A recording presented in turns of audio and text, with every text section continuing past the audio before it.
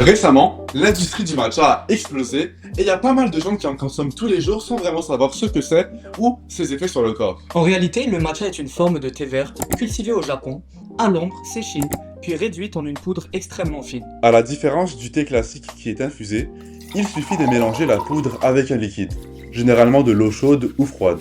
Par la suite, il est possible de le consommer tel qu'il est ou de le combiner avec du lait pour obtenir un latte au matcha. Dans le matcha, il y a plusieurs composantes qui lui donnent des bienfaits. Tout d'abord, il y a la caféine qui joue un rôle important dans l'amélioration de la vigilance, de la concentration et du temps de réaction. Ensuite, il y a la L-théanine, un acide aminé dérivé du thé qui permet d'apaiser le système nerveux et de favoriser une concentration plus stable. C'est généralement un équilibre entre la L-théanine et la caféine qui permet au matcha de stimuler sans entraîner un pic ou une chute d'énergie.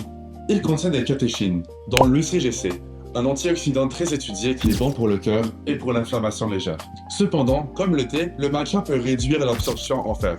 En cas d'insuffisance, il est conseillé de ne pas en consommer pendant ou après un repas riche en fer. Et ça, c'est sans parler de la qualité du matcha ou même de la quantité de sirop qui est ajouté au matcha, qui peut à elle seule complètement annuler les bénéfices dont on a parlé dans cette vidéo.